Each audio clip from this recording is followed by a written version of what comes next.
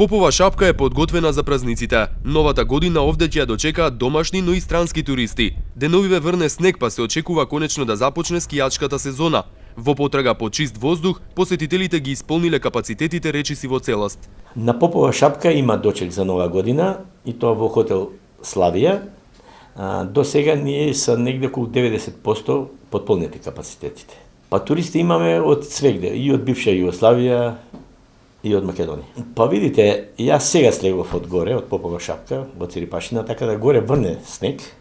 Се надаме дека денеска и утре ќе врне, а во сабота да го отвориме скијашката сезона. Мислам дека ќе имаме добра скијашка сезона ако има снег.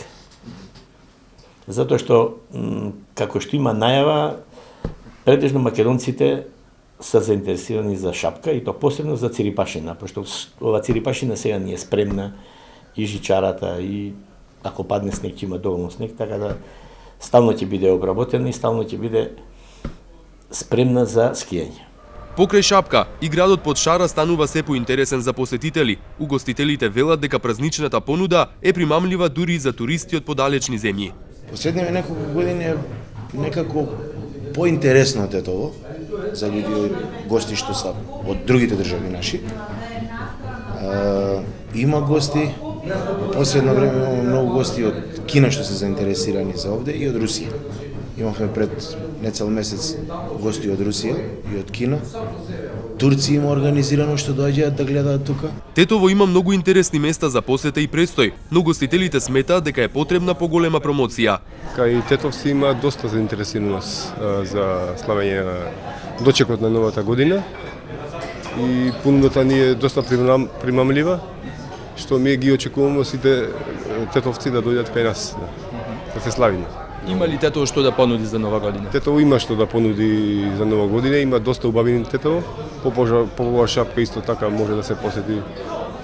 Многу е убава и само треба да се работи на тоа да се промотивно да се работи на Тетово. Инаку Тетово има доста да понуди. Мислим дека Тетово не е толку медиумски експонирано. У Македонија и малку пошироко имаме што да понудиме во градов и околинава, само малку треба да се работи на тоа, медиумски да се Тетово прикаже малку побаво издание. Виена, Прага, Солун, Банско се наинтересните странски дестинации за тетовци кои можат за нова година да потрошат малку повеќе, но такви има се помалку. Ова година ние имаме интерес и реализиран конкретно аранжмани реализирани за новогодишните програми кои се генерално за нова година, а и пост нова година, односно програми кои се рекреативни.